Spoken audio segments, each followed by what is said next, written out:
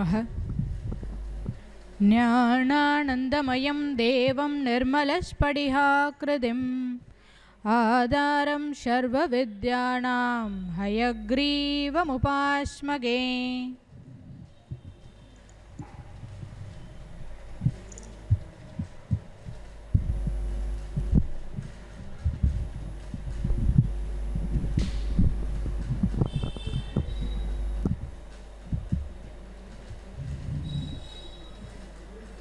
உக்ரம் வீரம் மகாவிஷ்ணும் ஜ்வலந்தம் சர்வதோமுகம் நரசிம்மம் பீஷணம் பத்ரம் மிருத்யும் நமாம்யஹம். ஸ்ரீபதியான எம்பெருமானுடைய பரமகிருபையினாலையும் ஆச்சாரியனுடைய அருள்னாலையும் குருநாதருடைய கடாட்சத்தினாலையும் எம்பெருமான் மலையப்பனுடைய ஆசையினாலையும் திருமலா திருப்பதி தேவஸ்தானம் ஆழ்வார் திவ்ய பிரபந்த செயல்திட்டத்தின் வாயிலாக மார்கழி மாதம் ஆண்டாளினுடைய திருப்பாவையை ஒவ்வொரு நாளும் ஒவ்வொரு பாசுரம் வீதமாக அனுபவிக்க வேண்டும் என்பது எம்பெருமானுடைய நியமனமும் ஆச்சாரியனுடைய நியமனமும். அப்படி முதல் நாளிலே மார்கழி திங்கள் மதி நிறைந்த நன்னாளாம் என்று சொல்லி அந்த முதல் பாசுரத்தையும் அந்த நோன்பிற்கு செய்யக்கூடியன என்ன செய்யக்கூடாதது என்ன என்ற இரண்டாவது பாசுரத்திலும்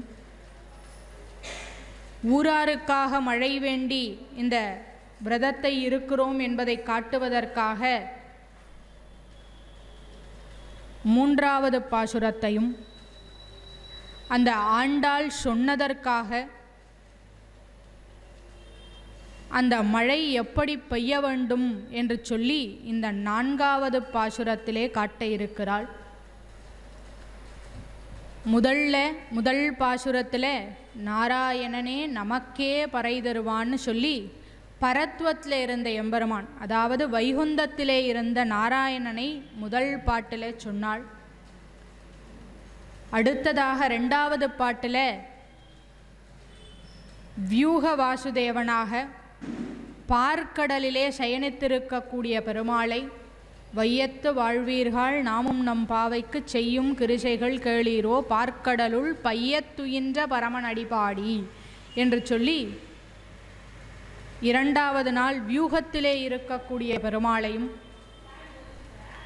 மூன்றாவது நாள் நேற்றைய தினம் ஓங்கி உலகளந்த உத்தமன் பேர்பாடின்னு சொல்லி அந்த விபவத்திலே இருக்கக்கூடிய பெருமாள். விபவம்னு சொன்னால் ஒவ்வொரு அவதாரங்கள் 10 அவதாரங்கள். பெருமாள் தெரிஞ்சு நமக்கு எடுத்தது 10 அவதாரங்கள், தெரியாமல் எடுத்தது நிறைய அவதாரங்கள். ஏன்னா தெய்வம் மனுஷ ரூபேன அப்படின்னு சொல்லுவாங்க. தெய்வம் நேரடியாக வந்து உதவி பண்ணாது.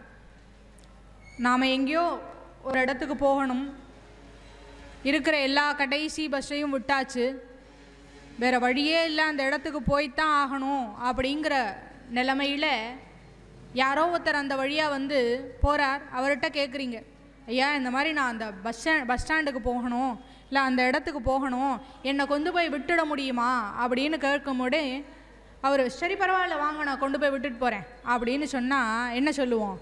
தெய்வம் மாதிரி வந்து காப்பாற்றினீங்க சார் என்ன அப்படின்னு. அப்போது பெருமாளே சங்கு சக்கரதாரியாக வந்தாரா என்ன? இல்லை, தெய்வம் மனுஷ ரூபேன.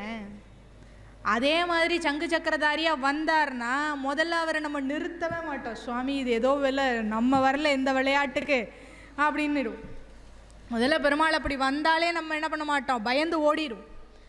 அதனால் பெருமாள் தெரிந்து எடுத்தது 10 அவதாரங்கள். மீனோடு ஆமை கேழல் அரிகுரலாய் முன்னுமிராமனாய் தானாய் பின்னுமிராமனாய் அப்படின்னு சொல்லி கற்கியும் ஆனான் அப்படின்னு சொல்லி 10 அவதாரங்களை எடுக்கிறார்.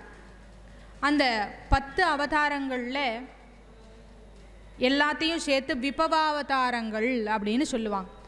அதில் ஒரு அவதாரமாக இருக்கக்கூடிய வாமனாவதாரத்தை நேற்றைய தினம் சொன்னார். அப்போது முதல்ல பரத்வம், அடுத்தது வியூகம், அடுத்தது விபவம் நேற்றைய தினம். அடுத்த எம்பெருமானுடைய நிலை என்ன அப்படின்னு சொன்னால் அந்தர்யாமியாக இருப்பது. எல்லாருக்குள்ளேயும் பெருமாள் இருக்கார், எல்லாத்துக்குள்ளேயும் இருக்கார். இந்த மரம் செடி கொடி இந்த லைட்டு இந்த பை இருக்கிற எல்லாத்துக்குள்ளேயும் அந்த எம்பெருமான் இருந்து கொண்டிருக்கிறான், நமக்குள்ளும் இருக்கிறான். ஆனால் என்ன தெரியுது, நம்ம தான் அதை உணர்றதே கிடையாது. ஏதாவது ஒரு தப்பு பண்ணும்போது கூட இந்த பக்கம் அந்த பக்கம் யாராவது பார்த்துடுவாங்களோ அப்படின்னு சொல்லி செய்கிறோமே தவிர உள்ளேயே ஒரு எம்பெருமான் உட்கார்ந்துருக்கானே அவனை நம்ம பார்க்குறதே கிடையாது. ஏன்னா அதை பார்க்கணும்னு சொன்னால் தியானம் பண்ணணும், அப்போ தான் முடியும். இங்கே ஸ்லோகமே ஒழுங்காக வர மாட்டேங்குது. இதில் ஒரு 10 நிமிஷம் சேர்ந்தா அப்படி கம்முன்னு அமைதியாக உட்கார முடியல. இதுக்கப்புறம் நான் எங்கே போய் தியானம் பண்ணி எனக்கு உள்ளே இருக்கிற பெருமாளை கண்டுபிடிக்கிறது முடியாது. அப்போது இந்த அந்தர்யாமியாக இருக்கக்கூடிய பெருமாள், ஒவ்வொருத்தர் ஹிருதயத்திலும் அந்தர்யாமியாக இருக்கக்கூடிய பெருமாள், அவன்தான் எல்லாத்துக்கும் அந்தர்யாமி, நமக்கு மட்டும் இல்லை எல்லாத்துக்கும் அந்தர்யாமி. அப்படி மழைக்கு அந்தர்யாமியாக இருக்கக்கூடிய எம்பெருமானை இன்றைய தின பாசுரத்திலே 4வது நாளிலே அந்த பிராட்டி காட்டுகிறாள். முதல்ல பாசுரத்தை பார்த்துட்டு அடுத்தது பதபதார்த்த உரைகளை பார்க்கலாம். ஆழிமழை கண்ணா ஒன்று நீ கைகரவேல், ஆழியுள் புக்கு முகந்து கொடார்த்தேரி, ஊழி முதல்வன் உருவம் போல் மெய்கருத்து, பாழியந்தோளுடைய பத்மநாபன் கையில், ஆழிபோல் மின்னி வளம்புரி போல் நின்றதிந்து, தாழாதே சார்ங்கம் உதைத்த சரமழை போல், வாழ உலகினில் பெய்திடாய் நாங்களும், மார்கழி நீராட மகிழ்ந்தேலோர் எம்பாவாய் என்று சொல்லி அந்த மார்கழி நீராட்டத்தை நாங்கள் செய்ய வேண்டும் என்றால் நீ இப்படி மழை பெய்ய வேண்டும் என்று சொல்லி கட்டளையிடுகிறார். இதில் எங்கேயுமே மழை வேணும்னு சொல்லலை, நீ எப்படியெல்லாம் மழை பெய்யணும்னு சொல்கிறான். அதாவது மழையே நீ வர வேணும், நீ இதெல்லாம் பண்ண வேணும், எங்களுக்கு இதெல்லாம் பண்ணு அப்படின்னு கேட்கல. ஆழி போல் மின்னி வளம்புரி போல் நின்றதிந்து, தாழாதே சாரங்கம் உதைத்த சரமழை போல், வாழ உலகினில் பெய்திடாய், பெய்திடுவாய் இல்லை பெய்திடாய், இப்படி தான் நீ பெய்யணும் அப்படின்னு சொல்கிற. சரி, எங்கேருந்து வந்தது அதிகாரம் ஆண்டாளுக்கு? மழை கடவுளை கேட்குற அளவுக்கு எங்கேருந்து வந்தது அப்படின்னு சொன்னால், அந்த பெருமாளை நாம் அடையப் போகிறோம் என்று சொல்ல எல்லாவற்றிற்குள்ளும் அந்தர்யாமியாக இருக்கக்கூடிய எம்பெருமானையே நான் கணவனாக ஏற்கப் போகிறேன்னு சொல்கிற அந்த தைரியத்தில் இவன் என்ன பண்ணுறா, இந்திரனையே மழை கடவுளே நீ இப்படித்தான் பெய்யணும்னு சொல்கிறான். அந்த ஆழி மழைக்கண்ணா ஒன்று நீ கைகரவேல். இதில் இந்த பாசுரத்தை ஒரு குழந்தை படிச்சுட்டுன்னா இந்த ழா பிரச்சனையே வராது. ஏன்னா தமிழில் ழா வராது, ரா ரா ரான்னு தான் வரும். அது அந்த நாக்கு பெறலணும், அப்போ தான் வரும். இந்த பாசுரத்தை படித்தோம்னா அத்தனை ழா வரும். ஆழிமழை கண்ணா ஒன்று நீ கைகரவேல், ஆழியுள் புக்கு முகந்தொடார் தேரி, ஊழி முதல்வன் பாழியந்தோளுடையன்னு சொல்லி அத்தனை ழா. அப்படி இந்த எதுக்கு சொல்கிறேன்னு சொன்னால், ஒரே பாசுரத்தில் இத்தனை ழா வந்து வேறு எந்த பாசுரமும் நம்ம பார்த்ததே கிடையாது. அப்படிப்பட்ட இந்த ஆழிமழை கண்ணாவில் அவள் ஆணையிடுகிறாள். காட்டுக்கு போனாங்க ராமனும் லக்ஷ்மணனும். அப்படி காட்டுக்கு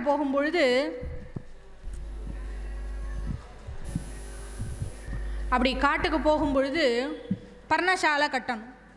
பர்ணசாலை கட்டுறதுக்கு பார்க்குறாங்க. அப்படியே இடத்த பார்த்துட்டே இருக்காங்க. ஒரு இடம் 2 இடம் பார்த்தாங்க. உடனே ராமர் என்ன சொன்னார், லக்ஷ்மணா ஏதாவது ஒரு நல்ல இடமா பார்த்து கட்டு அப்படின்ட்டு. நம்மளாருன்னா என்ன பண்ணியிருப்போம், ஓகே சாரே சொல்லிட்டாரு, நம்ம ஏதாவது ஒரு நல்ல இடமா பார்த்து கட்டிட வேண்டியதான் அப்படின்னு. லக்ஷ்மணன் ஓன்னு அழ ஆரம்பிச்சிட்டான். என்னப்பா என்ன ஆச்சு திடீர்னு காட்டுக்கு வந்துட்டோம், ஊர்மிளையை பிரிஞ்சு வந்துட்டோம்னு பயம் கஷ்டமாக இருக்கா, அம்மாவை பிரிஞ்சு வந்துட்டோன்னு கஷ்டமாக இருக்கா, மனைவியை பிரிஞ்சு வந்துட்டோன்னு கஷ்டமாக இருக்கா அப்படின்னு கேட்டால், இல்லை இல்லை, நீ என்ன பண்ணியிருக்கணும் தெரியுமா, லக்ஷ்மணா நீ இந்த இடத்துல கட்டுன்னு என்னை ஆணை பண்ணியிருக்கணும். அதை விட்டுட்டு நீ என்ன பண்ண தெரியுமா, ஏதாவது ஒரு இடத்துல கட்டுன்னு நீயே சொல்லிட்ட. அந்த மாதிரி சுதந்திரத்தன்மையோடு நான் இருக்க விரும்பவில்லை, நீ ஒரு செயலை செய் அப்படின்னு சொன்னால் அதை செய்கிறதுக்கு தான் நான் வந்திருக்கேன். அதனால் என் இஷ்டப்படி கட்டுறதுக்கு இல்லை, நீ ஏதாவது ஒரு இடத்த காட்டு, அந்த இடத்துல நான் கட்டுறேன் அப்படின்னு சொன்னானாம். அப்படி அந்த நாமெல்லாம் எப்படி இருக்கணும் பெருமாளுக்குன்னா, அவன் காட்டுகின்ற வழியிலே நாம் எல்லாம் இருக்க வேண்டும். ஆனால் ஆண்டாள் எப்படி ஆயிட்டான்னா, அவன் என்ன பண்ணாலாம், மற்றவர்களுக்கெல்லாம் சொல்கிற அளவுக்கு ஆயிட்டாள். அந்த பெருமாளே கூட இருக்கிறதுனால அந்த சொல்கிற அளவுக்கு ஆயிட்டாலாம். மற்றவர்களிடத்திலே நாம் ஏவல் கூவல் செய்யலாம், ஆனால் நாம் எப்படி இருக்க வேண்டும், பெருமாள் இட்ட வழக்காக இருக்க வேண்டும் அப்படின்னு காட்டுகிறார்கள். ஆழிமழை கண்ணா ஒன்று நீ கைகரவேள் அப்படின்னு சொல்கிறேன். கண்ணா ஆழி, அதாவது ஆழிமழை, ஆழினா கடல், ஆழிமழை கண்ணா ஒன்று நீ கைகரவேள், நான் ஒன்று சொல்கிறேன், உன்னுடைய நிலையை மறந்து விடாதே, நீ எப்படி மழை பெய்ய வேண்டும் தெரியுமா அப்படின்னு சொல்லி அந்த முழு ப்ராசஸையும் சொல்கிறான். ஆழியுள் புக்கு முகந்து கொடு ஆர்த்தேரி அப்படின்னு சொல்லு. நீ எப்படி பண்ணணும் தெரியுமா, இந்த மழை மேலோட்டமாக இருக்கு இல்லையா, அந்த கடல்லேருந்து தண்ணி எடுத்துன்னு வரக்கூடாது, எங்களுக்கு அந்த தண்ணி வேணாம். நீ என்ன பண்ணணும், அந்த ஆழி உள் அடி கடல் இருக்கு பார், அங்கே போய் அந்த தண்ணி எடுத்துன்னு வரணும். ஆழி உள் புக்கு முகந்து கொடு ஆர்த்தேரி அப்படின்னு சொன்னேன். அந்த ஆழி உள்ள அந்த கடலுக்கு அடியில் போய் அந்த தண்ணியை நீ மேலே கொண்டு வரணுமா. ஆழி உள் புக்கு முகந்து கொடு ஆர்த்தேரி, அதை முகர்ந்துண்டு மேலே போக வேண்டும் அப்படின்னு சொல்லி கேட்குறான். அந்த முகந்து கொடு ஆர்த்தேரி, அப்படி அந்த தண்ணி ஃபுல்லாக போனால் எப்படி இருக்கும், கருப்பாக இருக்கும். இருக்கிற தண்ணி எல்லாம் அந்த மேகத்துக்கு எடுத்துன்னு போயிட்டா அந்த மேகத்துடைய கலர் எப்படி இருக்கும், ஊழி முதல்வன் உருவம் போல் மெய் கருத்து அப்படின்னு சொன்னான். இந்த தண்ணி ஃபுல்லாக நல்ல கருமேகம், நல்ல மழை வர மேகத்தில் இப்போ கொஞ்ச நேரத்துக்கு முன்னாடி வந்ததில்லை, இது திடுதிடுப்புன்னு வந்துடுது. பார்க்க யோசிக்கவே இல்லைன்னா மழையே இல்லைன்னாங்க, உங்களுக்கு மழையே கிடையாது, ஆந்திரா பக்கம் போயிடுத்து ஒடிசா பக்கம் போயிடுத்துனாங்க, திடீர்னு எங்கேருந்து இது வந்துட்டு அப்படிங்கிற மாதிரி. அப்படி இருக்கக்கூடாதான், நீ சாதாரணமாக மேலோட்டமாக பெய்யக்கூடாது. நீ எப்படின்னா அந்த கடலுக்கு அடியிலே இருக்கக்கூடிய நீரை கொண்டு வர வேண்டும், அதுவும் கொஞ்சமாக கொண்டு வரக்கூடாது, எல்லா தண்ணியும் மேலே கொண்டு வந்துடணும் முடிஞ்ச அளவுக்கு. அப்போது நல்ல பருத்து இருக்கும் அந்த மேகம், தண்ணியோட நல்லா பருத்து இருக்கும் பொழுது அது நல்ல கருமையாக இருக்குமா. அது யாருடைய நிறம் போல இருக்கும்னா, ஊழி முதல்வன் உருவம் போல் மெய் கருத்து. ஊழி முதல்வன்னு சொன்னால் இந்த ஊழி காலத்துக்கு எல்லாம் முதல்வன் யாருன்னு கேட்டால் எம்பெருமான் நாராயணன் தான். அவன் என்ன கலரு, கருப்பு கலர், அவனை மாதிரி நீ இருக்கணும் அப்படின்னு சொல்கிறான். இந்த ஆழியுள் புக்கு முகர்ந்து கொடு ஆர்த்தேரிக்கு இந்த இடத்துல ஆச்சாரியர்களை காட்டுகிறார்கள். ஆச்சாரியர்கள் என்ன பண்ணுறாங்களாம், ஒரு பெரிய சமுத்திரம் இருக்குது, அந்த சமுத்திரத்தில் ஒரு மீனும் இருக்குது, ஒரு ஆமையும் இருக்குது, ஒரு கொடிய விஷமுள்ள ஏதோ ஒரு ஜந்துவும் இருக்குது, அதில் தான் என்ன இருக்குது, முத்துவும் இருக்குது. இந்த முத்து குளிக்கிறவன் என்ன பண்ணுவான்னா, இந்த மீன் ஆமை இந்த பெரிய ஜந்துக்கள் இடத்துல எல்லாம் மாட்டாமல் அந்த முத்தை போய் லாவகமாக எடுத்துன்னு வந்து வெளியில் இருக்கவங்களுக்கு கொடுப்பானா. அதே போலத்தான் இந்த ஆச்சாரியர்கள் என்ன பண்ணுறாங்க, இந்த பெருமாளுங்கிறது பெரிய சமுத்திரம், அவனுக்கு எண்ணிலந்தாத குணங்கள் இருக்குது. அவனுக்கு சௌசீல்யம், நீர்மை, வாத்சல்யம்னு நிறைய குணம் இருக்குது அந்த பெருமாளுக்கு. குணக்கடலாக இருக்கானா அந்த பெருமாள். அதோடு சேர்த்து அவனுக்கு சில தன்மைகளும் இருக்குது. என்னன்னா, சர்வஸ்வதந்திரமான தன்மை, யாருக்கும் கட்டுப்படாத தன்மை, யாருடைய பேச்சுக்கும் ஆட்படாத தன்மை, நீதி வழுவாத தன்மை, இப்படி நிறைய இருக்கு. சர்வஸ்வதந்திரன் அப்படின்னா ஒருத்தரும் போய் கேள்வி கேட்கவே முடியாது. ஏன் பண்ணேன்னு போய் பெருமாளை கேட்க முடியுமா, கேட்கவே முடியாது. அதே போல் சர்வஸ்வதந்திரன்னா அவன் நியமிக்கிறது தான். இதுனா இதுதான், நீ பாபம் பண்ணியா அதுக்கான பலனைத்தான் உனக்கு கொடுப்பேன், நீ புண்ணியம் பண்ணியா அதுக்கான பலனைத்தான் உனக்கு கொடுப்பேன். என்னிடத்துல இந்த பாவம் பண்ணதுக்கு நான் இதை ஈக்குவலைஸ் பண்ணிடுறேன், நான் இதை பண்ணி அதை சரி கட்டிடுறேன், அந்த கதையே பெருமாள்கிட்ட ஆகாது. அவர் கருணையான பெருமாள் தான், சௌசீல்யமானவர் தான், நீர்மையானவர் தான், எளிமையானவர் தான், நாம் கூப்பிட்டா ஓடி வருவார் தான். ஆனால் என்ன குணமும் இருக்குது அவனிடத்துல? ஸ்வதந்திரன் என்கின்ற குணமும் இருக்குது.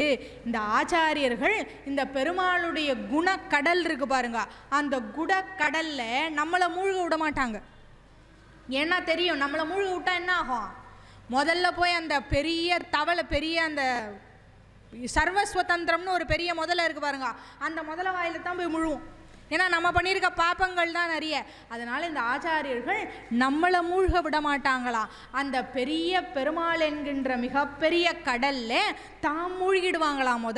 முதல்ல மூழ்கி அந்த பெருமாளிடத்தில் இருக்கக்கூடிய நல்ல குணங்கள் எல்லாம் எப்படி ஒரு முத்து சேர்ப்பாளன் சேர்ப்பானோ அப்படி அந்த முத்து சேர்ப்பாளனை போய் அந்த நல்ல குணங்களை எல்லாம் எடுத்துன்னு வந்து, பாரா இவ்வளோ நல்ல குணம் இருக்குது இந்த பெருமாளுக்கு, அதனால் நீ என்ன பண்ண வேண்டும், இந்த பெருமாளை ஆசிரியிக்க வேண்டும்னு நம்மகிட்ட காட்டுவாங்களாம். அதனால் மேகமே நீ எப்படி இருக்கணும் தெரியுமா, ஆழிமழை கண்ணா.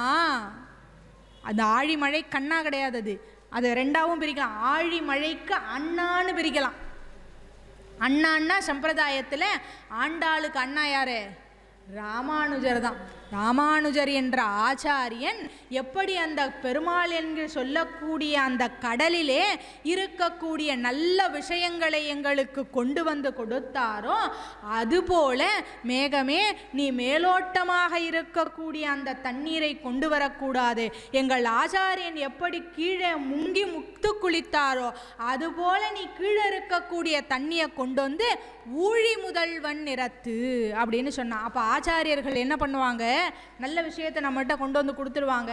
நாமளே என்ன பண்ணுவோம், ஐயோ பெருமாள் இவ்வளவு கருணையானவனான ஆச்சாரிய இடத்துல சரணாகதி பண்ண, ஆச்சாரியன் பிராட்டி இடத்துல சரணாகதி பண்ண, பிராட்டி யாரை அடைவார்? பெருமாளிடத்திலே சரணாகதி செய்வாள். அப்படி காட்டும் பொழுது நாம் கடைசியாக யாரை போய் அடைய முடியும்? ஊழி முதல்வனை அடைய முடியும்.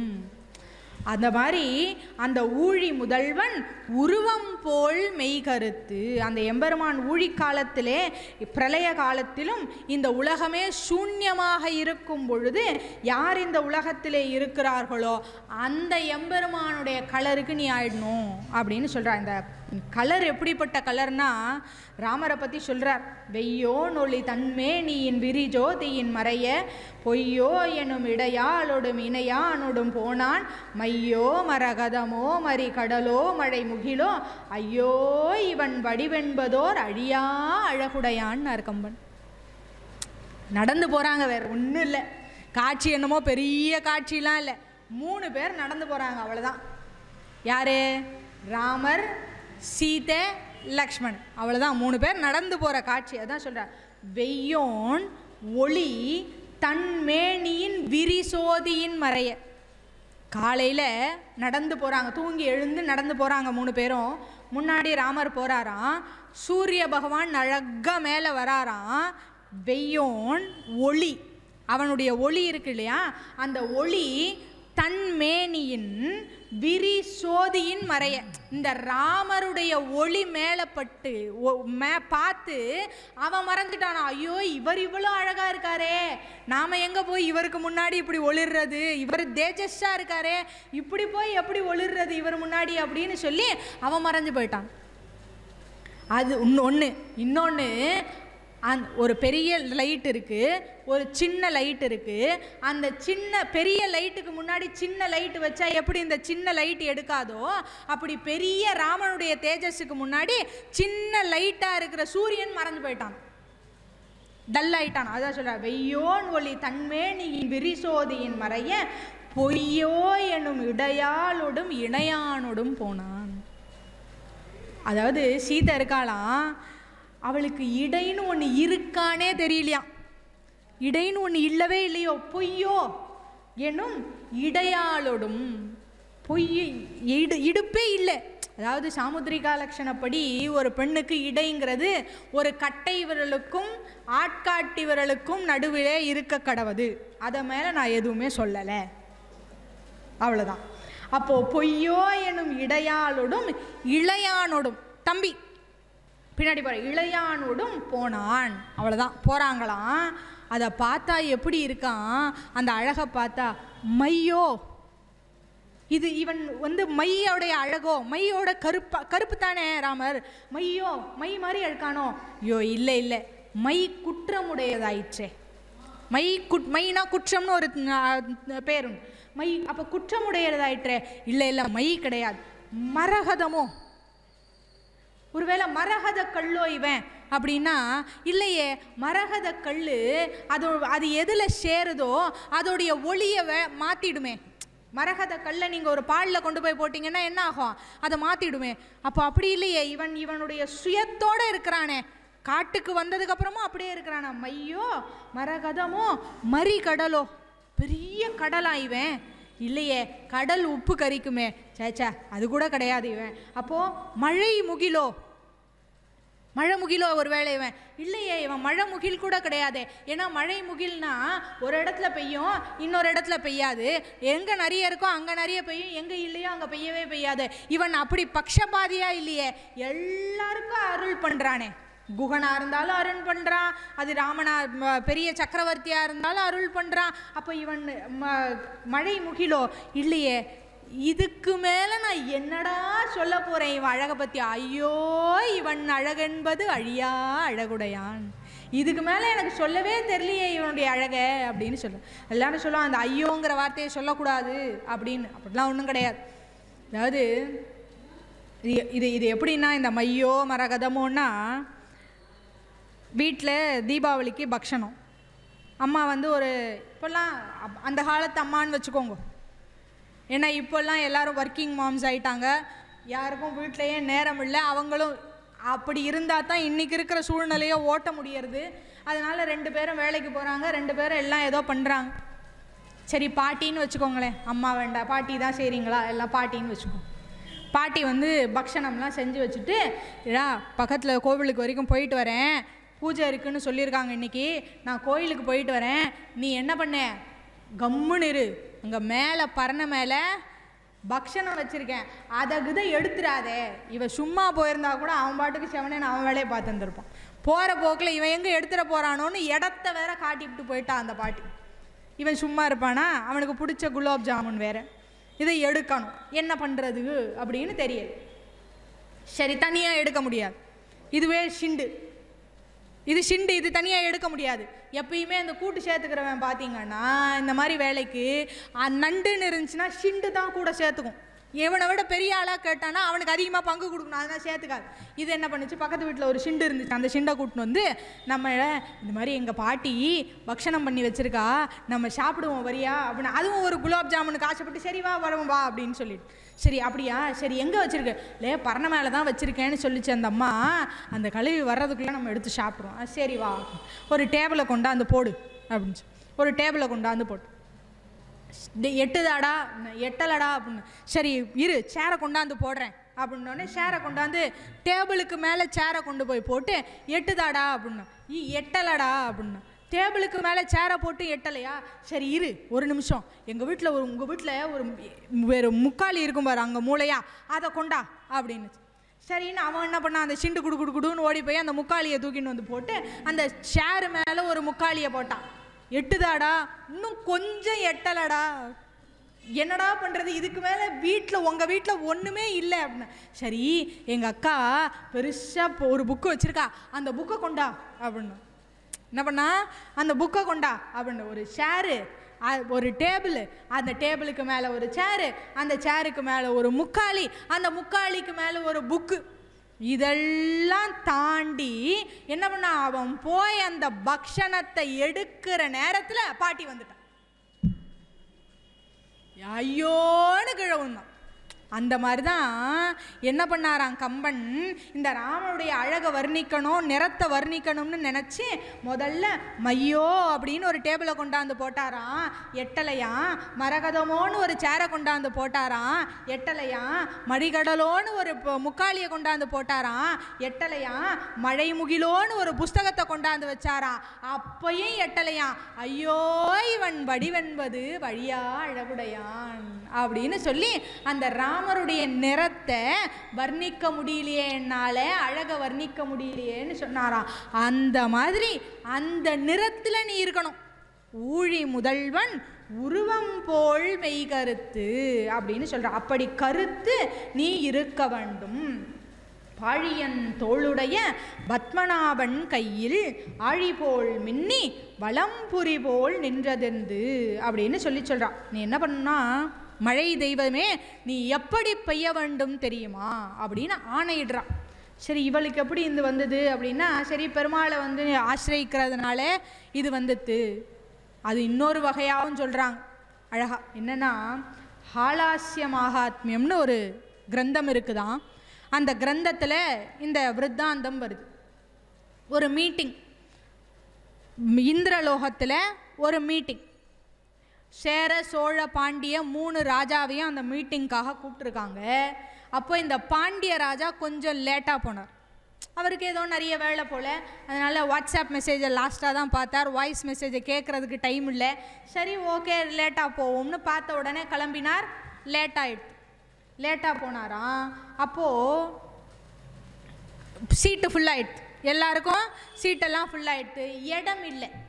இடம் இல்லைன்னொடனே இவர் என்ன பண்ணார், ஒரு சேரில் போய் உட்காந்துட்டார். பார்க்கல என்ன சேரு ஏது சேருன்னெலாம் பார்க்கல, போய் உட்காந்துட்டார். எல்லாரும் விஐபியில் போட்டு உட்காந்துட்டார். பார்த்தா அது இந்திரனோட சேர். இந்திரனுக்கு இந்த சேருன்னாலே ஒரே அலர்ஜி. அவன் சேரில் இன்னொருத்தரை உட்கார விடவே மாட்டான், ஒன்றுமே பண்ண முடியாது. அப்போ அவன் என்ன பண்ணான் அப்படின்னா, இந்திரனுக்கு கோபம் வந்துடுது. அப்போ உடனே சொன்னானா, இதுக்கு மேலே பாண்டிய தேசத்தில் மழையே பெய்யாது அப்படின்னு சொல்லிட்டான். இவனோட சண்டை போட்டதில் மழையே பெய்யாது, என் சீட்டில் நீ உட்காந்துட்ட மழையே பெய்யாது. இவர் உடனே என்ன பண்ணாராம், ஓ அப்படியா பண்ணுற அப்படின்னு சொல்லி சிவபெருமானிடத்தில் தபசு பண்ணி இந்த பாண்டிய ராஜா என்ன பண்ணாராம், இந்த இவர் இந்திரனையும் மேகக்கடவுளையும் ஜெயிலில் கொண்டு போய் வச்சுட்டாராம் தபத்தினுடைய பலனா. இப்போ 2 பேரும் கஞ்சிக்கிட்டு இருக்காங்க பாண்டியராஜாட்ட, என்னை எப்படியாவது வெளியில் விட்டுருன்னு. அவன் உடனே சொன்னானா, நீ இப்படியெல்லாம் உன்னை வெளியில் விட முடியாது, எனக்கு ஒரு பட்டையை எழுதி கொடுத்தா நான் வெளியில் விடுவேன், கையெழுத்து போட்டு கொடு நான் வெளியில் விடுறேன் அப்படின்னா. என்ன கையெழுத்துன்னா, நோ அப்ஜெக்ஷன் சர்டிஃபிகேட் ஒன்று கொடு. என்னடா நோ அப்ஜெக்ஷன் சர்டிஃபிகேட்னா, நான் எப்போ வந்து மழை கேட்டாலும் நீ நோ அப்ஜெக்ஷன் எனக்கு மழை கொடுக்கணும் அப்படின்னு சொன்னால் நீ எனக்கு சர்டிஃபிகேட் எழுதி கொடு, கையெழுத்து போட்டு கொடு அப்படின்னானா. அவ்வளோதானே, ஜெயிலேருந்து வந்தால் போதும், சரி ஓகே அப்படின்னு கையெழுத்து போட்டு கொடுத்தானா. இது பாண்டிய தேசத்தில் ஸ்ரீவில்லிபுத்தூரில் பிறந்த ஆண்டாளுடைய பாட்டி எங்கேயோ பழைய பரணை மேலே வச்சுருந்தா இந்த பட்டயத்தோடைய ஒரு ஜெராக்ஸ் காப்பியை. அதை ஒரு நாள் ஆண்டாள் எடுத்து பார்த்த உடனே தெரிஞ்சுட்டு, இதுக்கு மேலே இந்த பாண்டிய தேசத்தில் யாரெல்லாம் மழைன்னு சொன்னாலும் ஆர்டர் பண்ணி மழை வரணும் அப்படின்னு சொல்லலாம். நாங்கள் பெருமாளுடைய அடியார்களாக இருக்கா மட்டும் இல்லை, அவள் பாண்டிய தேசத்துக்காரி. அவங்க என்ன பண்ணலாம், ஆர்டர் பண்ணலாமா இந்திரனுக்கு, நீ மழை பெய்ஞ்சா பெஞ்சுத்தான் ஆகணும் அப்படின்னு சொல்லி. அதனால தான் நீ மழை பெய்யணும்னு தாஸ்யமாக கேட்கலையா, என்ன பண்ணாலாம், ஆர்டர் போட்டாலாம். நீ எப்படி பெய்யணும் தெரியுமா, ஊழி முதல்வன் உருவம் போல் மெய்கருத்து பாழியன் தோளுடைய பத்மநாபன் கையில் ஆழி போல் மின்னி வலம்புரி போல் நின்றதெந்து அப்படின்னு சொல்லி சொன்னான். அந்த பத்மநாபனுடைய கையிலே இருக்கக்கூடிய ஆழி போல் மின்னி, அந்த சக்கரத்தை போல நீ மின்ன வேண்டும் அப்படின்னு சொல்ல. வலம்புரி போல் நின்றதிருந்து அப்படின்னு சொன்னான். அந்த வலம்புரி சங்கு இருக்கிறது இல்லையா, அந்த வலம்புரி சங்கை போல நீ நின்று அருள வேண்டும். ஏன்னா ஏன் வலம்புரி சங்கு நின்று அருளை அப்படின்னா, அது எங்கேயும் போகாமல் அங்கேயே இருக்கு. இந்த சக்கரம் தான் அடிக்கடி எங்கேயாவது அசைன்மெண்ட்டுக்குன்னு போயிட்டு வரும். அது முதல்ல கூப்பிட்டாலோ இல்லை வேறு யாராவது கூப்பிட்டாலோ போக வேண்டிய அசைன்மெண்ட்டுக்கு சக்கரம் தான் போகும். இந்த சங்குக்கு வேலையே கிடையாது. அது மாட்டில் சாப்பிட்டா தூங்குனா இப்படியே போக வேண்டியது தான் அது வேலை. அப்போது ஆழி போல் மின்னி நீ அந்த ஆழியை போல் மின்ன வேண்டும். அந்த சக்கரம் எப்படி மின்னிக்கொண்டு இருக்கிறோ திருவாழி சக்கரத்தை போல நீ மின்ன வேண்டும். வலம்புரி போல் நின்று அதிர வேண்டும் அப்படின்னு சொல்கிறேன். இந்த ஆழி போல் மின்னி வலம்புரி போல் நின்றதெந்து அப்படின்னு சொன்னால் இந்த ஆச்சாரியர்களைத்தான் அதையும் காட்டுறார்கள். அந்த ஆச்சாரியர்கள் எப்படி மற்ற அதாவது வேற யாராவது வந்து வாதம் பண்ண வந்தா எப்படி சிங்கம் போல கர்ஜித்து கொண்டு அவர்களிடத்திலே தங்களுடைய அந்த கருத்தை ஸ்நாபனம் பண்ணுவார்களோ அந்த போல நீ இருக்க வேண்டும், அப்படி நின்று பெய்ய வேண்டும் அப்படின்னு சொல்லி காட்டுறா. ஆழி போல் மின்னி வலம்புரி போல் நின்று அதிர்ந்து அப்படின்னு சொல்றா. தாழாதே சாரங்கம் உதைத்த சரமழை போல். எப்படி ராமனுடைய அம்புரா தூணியிலே இருந்து தாழாத அந்த அம்புகள் எல்லாம் வந்து கொண்டிருக்கிறதோ அதுபோல மழை அம்பானது பிழிய வேண்டும் அப்படின்னு சொல்றா. அதாவது சூர்பனக வர்றா. சூர்பனக அவ வர்றதே வந்து தேவையில்லாதது தான், துர்நிமித்தங்கள்லாம் காட்டுது.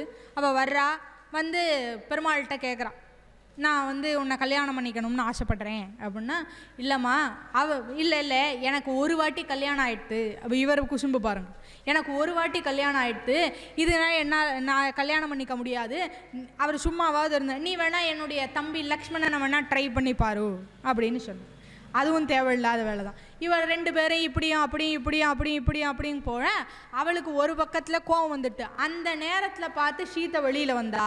ஓ, இந்த பெண் இருக்கிறதுனால தான் இந்த ராமன் என்னை கல்யாணம் பண்ணிக்க மாட்டேங்கிறான் அப்படின்னு சொல்லி இவ என்ன பண்ணா, சீதையை தாக்குறதுக்காக ஓடினான். இவ்வளவு நேரம் அமைதியாக இருந்தார் லக்ஷ்மணன். எப்போ சீதையை தாக்குறதுக்காக போனாலோ இதுக்கு மேலே இவளை விட்டு வைக்கக்கூடாது அப்படின்னு சொல்லி தன்னுடைய உடைவாளை எடுத்து மூக்கையும் காதையும் அறுத்துட்டான். இவன் இங்கேருந்து வேகமாக ஓடினா. கரண் தூஷணன்னு சொல்லி அவனுடைய அண்ணா 2 பேர் அவங்ககிட்ட போய் சொன்னான். அவங்க எல்லாரும் அவனுடைய சேனையோட சேர்ந்து வந்தாங்க. சேனையோட சேர்ந்து வந்தப்போ ஒரே ஒரு ஆளாக இருந்து ராமன் அத்தனை 1000 ராட்சசர்களையும் கொன்றான். அப்போது அந்த சூர்பனக சொல்கிறாளாம், இது அத்தனை சேனையும் அழிச்சிட்டார். அப்போது அழிச்சாச்சு. அழித்து முடித்ததுக்கப்புறமா பிராட்டியை திரும்பி ஒரு சிரிப்பு சிரிச்சாராம் பெருமாள். அது அந்த சிரிப்புக்கு என்ன காரணம் அப்படின்னு கேட்டால், இவர் காட்டுக்கு கிளம்பினார்ல, அப்போ இவ வர வேண்டான்னு சொன்னார். மணி வராடு, காடு ரொம்ப கஷ்டமாக இருக்கும், வேண்டாமா அப்படின்னார். உடனே இவன் என்ன பண்ணா, இல்லை நான் வருவேன் அப்படின்னா. இல்லை உங்கள் அம்மாட்ட என்ன சொன்னீங்கன்னு கேட்டா. அப்பா கூட இரு, அதான் உனக்கு நல்லது, அப்பா கூட தான் இருக்கணும், பத்னின்னா புருஷன் கூட தான் இருக்கணும் அப்படின்னு சொன்னோம். அப்போ உங்கள் அம்மாவுக்கு ஒரு நியாயம், எனக்கு ஒரு நியாயம் அப்பயே ஆரம்பிச்சிட்டாங்க. அப்போ உங்கள் அம்மாவுக்குன்னா ஒரு நியாயம், எனக்குன்னா ஒரு நியாயமா, அப்போ நான் உங்கள் கூட தான் வருவேன் அப்படின்னா. இல்லைம்மா வேண்டாம், எவ்வளோ சொல்லி பார்த்தார், அவள் கேட்குறதா இல்லை. கடைசி அவள் என்ன சொன்னாலாம், எங்கள் அப்பா ஒரு வேஷ்டி கட்டின பொம்பளைக்கு என்னை கல்யாணம் பண்ணி கொடுத்துட்டார் அப்படின்னு சொல்லிட்டான். அது ஒரு வேஷ்டி கட்டின பொம்பளைக்கு என்னை கல்யாணம் பண்ணி கொடுத்துட்டா. ஒரு பெண்ணாட்டி வரேன்னு சொல்கிறா, கூட்டிகிட்டு போகிறது கூட தைரியம் இல்லாத ஆளுக்கு கல்யாணம் பண்ணி கொடுத்துட்டார் அப்படின்னு சொல்லி இது மனசில் இருந்தது. சரி வான்னு கூட்டின்னு போயிட்டார். இந்த ஜனஸ்தானத்தில் 16,000 வீரர்களையும் தான் ஒருவனாக நின்று வென்ற பிறகு திரும்பி ஒரு பார்வை பார்த்து, என்னமோ சொன்னியே ஒரு 12 வருஷத்துக்கு முன்னாடி என்ன சொன்னேங்கிற மாதிரி ஒரு பார்வை பார்த்தாலாம். அவர் பார்த்த பார்வை அவளுக்கு தெரியும், அவள் பார்த்த பார்வை அவருக்கு தெரியும். உடனே நேராக வந்து ஆலிங்கனம் பண்ணி கொண்டாளாம். அப்போது இதெல்லாம் முடிஞ்சது. இங்கேருந்து மறுபடியும் ராவணன் இடத்துல போகிறான்.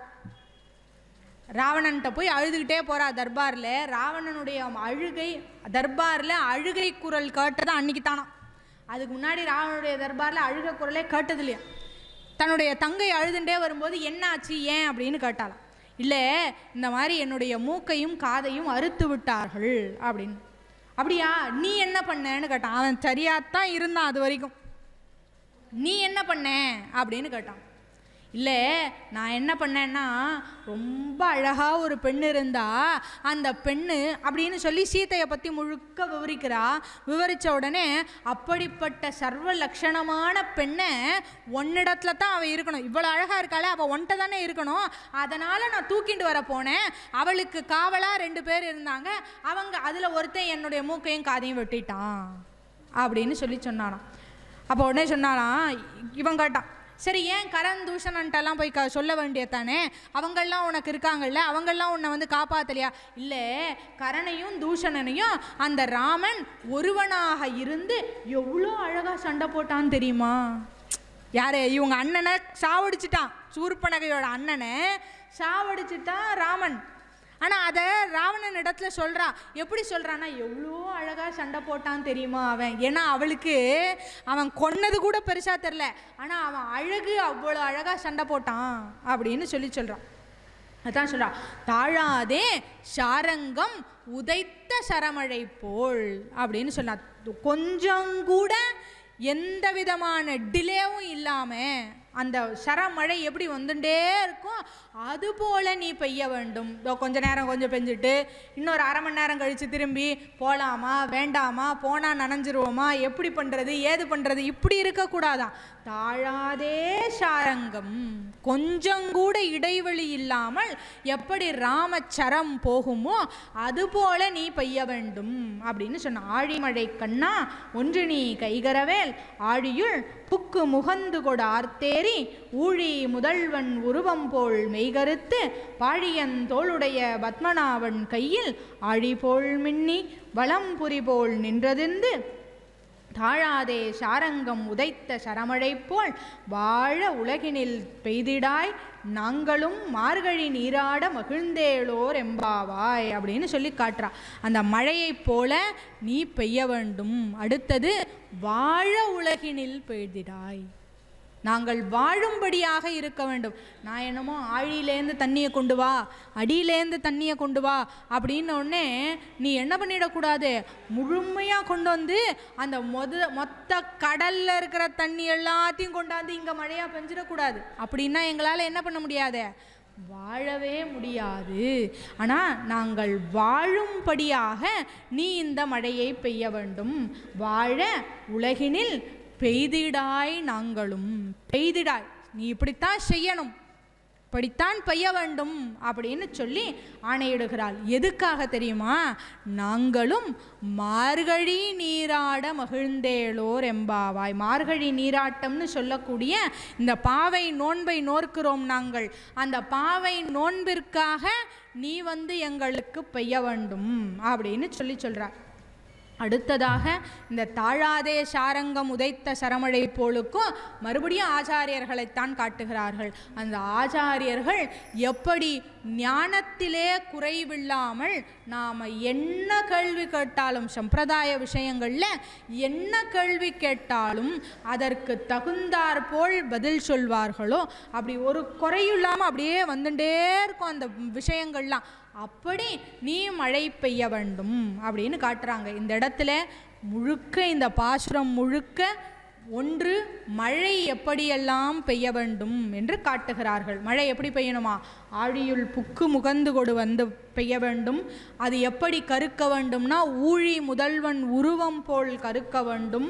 பாழியன் தோளுடைய பத்மநாபன் கையில் இருக்கக்கூடிய ஆழியைப் போல அது மின்ன வேண்டும், மின்னல் மின்ன வேண்டும். வளம்புரியைப் போல இடி இடிக்க வேண்டும். தாழாதே சாரங்கம், எப்படி ராமபிரானுடைய அந்த கையிலே இருக்கின்ற அம்பராத்தூணியிலே இருக்கக்கூடிய அந்த வில் எப்படி, அம்பு எப்படி தன்னார வந்து கொண்டே இருக்குமோ அதுபோல நிற்காமல் தாழாது பெய்ய வேண்டும். அடுத்தது நாங்கள் வாழும்படியாக பெய்ய வேண்டும்னு சொல்லி மழையை ஒரு பக்கமாகவும் அடுத்தது எப்படி ஒரு ஆச்சாரியன் என்பவன் அந்த பெரிய பெருமாள் என்று சொல்லக்கூடிய மிகப்பெரிய சமுத்திரத்தில் இருக்கக்கூடிய அந்த முத்தை போல நல்ல விஷயங்களை, அதில் இருக்கக்கூடிய உப்பான எம்பெருமானுடைய கோபகுணங்களை தவிர்த்து, மிகப்பெரிய சர்வஸ்வதந்திரன் என்று சொல்லக்கூடிய அந்த பெரிய முதலையை தவிர்த்து அவனிடத்திலே இருக்கக்கூடிய நல்ல விஷயங்களை எல்லாம் அடியிலே இருந்து எடுத்து மேலே போய் நம்மையும் அந்த எம்பெருமான் ஊழி முதல்வனிடத்திலே சேர்ப்பித்து, எப்படி சேர்ப்பிப்பார்களாம், அந்த பெருமாளிடத்தில் ஒப்படைப்பாங்களாம். ஒப்படைச்சி இந்த ஜீவனை கைத்தேற்றி விடுவார்களாம்.